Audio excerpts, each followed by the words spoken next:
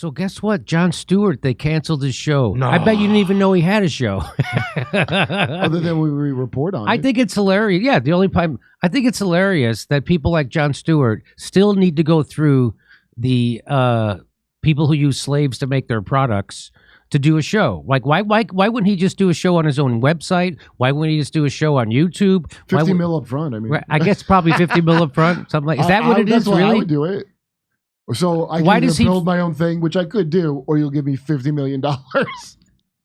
It doesn't take anything to put a camera.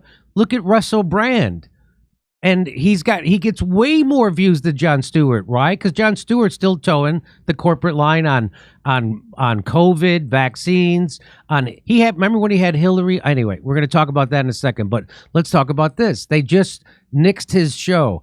And now they're trying to make it look like they nixed his show because he's such a badass telling the truth. You mean after he pinned a medal on an actual Nazi at Disney World and will never, ever have to answer for that? And he'll never go on a platform that will ask him about that and will never, ever answer for that? You mean now he's a badass after he brought on 3 vaccine liars onto his show and lied about vaccines for an entire hour? Now he's got the balls to tell the truth about something? You mean it's all bull? He'll never tell them the truth about Ukraine, but all of a sudden they're saying that Jon Stewart is somehow going to tell them the truth about China and so that's what this is. Let me read this to you, and then we'll bring you in, Kurt. Comedian Jon Stewart's show on Apple streaming service has been canceled due to the creative differences and subject matter concerns. The former Daily Show host and Apple TV executives decided to part ways, according to blah blah blah. Taping for the 3rd season. He's been on for 2 seasons already. What? Made 0 new. Taping for the 3rd season of The Problem with Jon Stewart was set to begin within a couple of weeks. Members were informed about the show's fate on Thursday. Stewart informed members of his team that some topics in the upcoming season would include China and artificial intelligence, which caused concern to the executives. What? Well, imagine if he wanted to tell the truth about COVID or lockdowns or Ukraine war. Imagine if he wanted to do that. Imagine if he doesn't want to do that. He doesn't want to do that. But he's going to talk about. So now they're pretending it's because he wanted to talk about China and artificial intelligence. Does he have concerns? I'm going to guess he's on board for all those things. No? One source told the Times that with the upcoming 2024 presidential election around the corner, there was potential for more disagreement. Although Apple gave the comedian creative control over the show, he became frustrated that the company was pushing back on the guest list and on the subject matter. Stewart, who stepped away from The Daily Show in 2015, wasn't a huge success off the bat with his new show. No? I went on Twitter. People didn't even know he had a show. People were like, hey, his show got canceled. People were like, he has a show? I've seen more episodes of Beardy David Letterman show. That's right. More people know I have a show. Over time, he gained popularity with viewers and has been nominated for an Outstanding Talk Series Emmy Award. And you know how he got that? Because he pinned a medal on a Nazi in Disney World, and that's the reward. He brought on Condoleezza Rice and Hillary Clinton, 2 of the biggest bloodthirsty, warmongering maniac murderers in the history of our country, and he gave them tongue baths. That's why he got an Emmy nomination. Not because he's doing a great show that people like or watch, but because he's willing to play ball with the murderous military-industrial complex. That's who Jon Stewart actually is, and that's why he got the Emmy nomination. Kurt? Well, I happen to have insider information that Kurt has inside information. Yes, that he really did not want to do the interview with Condoleezza Rice and Hillary on the show that he has complete creative control of. Yeah. But he had to do it. And but he had to do it. So they made him must have a contract or something that he's afraid. So of course, this stupid thing of like, oh yeah, we couldn't touch China or AI. Get out. That is not what this is.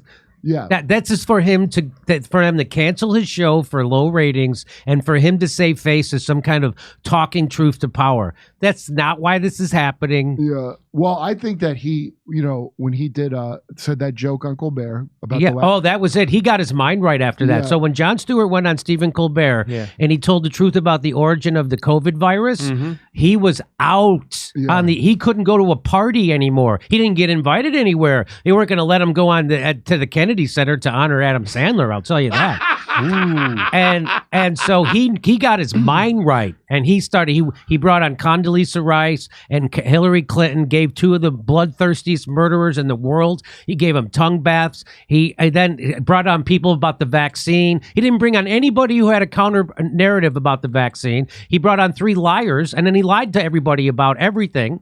And then then he went and pinned a medal on a Nazi, an actual Nazi. He's never had to explain it. He's never he never apologized for it, and he'll never have to, because now he's doing all that stuff at the behest of the establishment. And so now they're canceling his show, and for whatever reason, I don't claim to know. I'm going to guess horrible ratings, but they give him an out to make him look like a badass truth teller when he's turned into the thing he used to make fun of. It's sad. Like Stephen Colbert, Jon Stewart also turned into the thing he made fun of. And I look forward to that happening with me. I hope I get so successful. I hope I get so successful that I turn into the thing that I've decried. I hope I turn into Jon Stewart. I think Colbert was always the thing he is. He's a dumb improv actor guy. You write words and he says them. Jon Stewart was a comic, so it hurts more to him. You could see it on the Hillary and Condi interview. It looked like he was in pain doing the thing, but he's got. It did look like he was in pain doing that interview, but he did it. Yeah, you just see him like, oh, how do I relate to them? Well, here's the solution, Kurt. Right? He can do his own thing and leave all that behind. No, he can't. He still can't, because when he said those lab leak things, he later came out and said he couldn't believe the attacks he got. And everybody was like, I'm done with you. And he's like, I don't ever want to feel that feeling of being out of my circle again. So no, he can't. There's a quiet way to just bow out. But one thing I find interesting is the China being an issue, because as you recall on his great interview with Hillary, his an Emmy Award-winning interview. Hillary brought up China having a blue water navy. Blue water. Do you think John was going to cover the China having a blue water navy? And they said no. No, we can't go against China on this one. Only Hillary can make wiseacres. Yeah. The first time I ever noticed that term "blue water navy" is when Sagar said it. Sagar said it on some Hudson Institute podcast talking about blue water navy. I'm like, what kind of bullshit are you slinging right now? Think tank word? Yeah, that's a think tank word. That's a blue. These are think tank people, the worst nerds there are. There's no more wicked, despicable nerd on the planet than a think tank nerd. Okay? I can think of, there's a lot of them in competition. I'm thinking of Max Boot right now. Oh, God. That's the ultimate think tank nerd right there, Max Boot. Craig, you have anything you want to say I just have hope that these guys can come out now and say, you know what, we're so far down the road, I can just open up and say what I want to say. Like, if there's Before we die in World War III. If there's any hope for Jon Stewart and Bill Maher, who had, Sarah Silverman and David Frum on a show last week. Oh, Christ. But if there's any hope for these people and they say, okay, I've gotten pushback, HBO doesn't want to have my show anymore, Apple doesn't want to have my show, start your own show, go on Rumble, and the first guest you can have is Jimmy Dore. Hey, John, we get 17 million views here. Plus, now on Rumble, that's without Rumble. So we're probably up to around 20 million views a month. Isn't that enough? Isn't that enough views for you? Yeah. I mean, you probably do way more better than me. You're super famous. I'm not super famous. I'm itty bitty minuscule famous.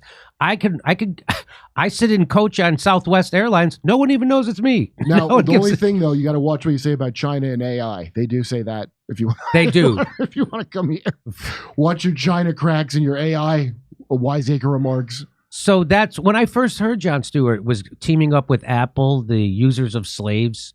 I use Apple products, by the way, because it's one of those things that's like, because I'm a slave. That's why I use it. Yeah, because it's one of those things. It's like, so who am I going to go to? Bill Gates? Am I going to go to his products? And that guy who's been forcing mandated gook down my veins and lying and censoring me. That's what Bill Gates does. The whole world is run by a handful of billionaire criminals, and that's just a fact. And so there's no getting out of it. And it's like, you're going to fly on. Now I can't fly on planes. I can't drive a car. Even if I drive an electric car, that electricity is generated probably by coal. Mm-hmm. So there's no getting out of this, right? So all the wars are for fossil fuel companies. So if I drive a car, I'm doing that. If I buy a tire, there's no getting out of it, right? But I didn't understand why Jon Stewart would go into business with Apple when he didn't need to. Doesn't need to do that. Jon Stewart could have just started his own YouTube channel. I'm sure he's worth $100 million or somewhere close to that. And he could have. Why not? Why do you want to have a boss? And this is, I guess, maybe for the $50 million up front. Teaches you to be that. Well, it Jimmy, should be a. No, it teaches you to be a punk. The whole point of making it. If somebody goes failed comedian, whoever. They say that about me all the time. Yeah, like what, did I bomb on stage? Like, oh, you mean I failed at whatever this thing Jon Stewart has? Yeah, that he, I guess, also failed at. It turns out. Yeah.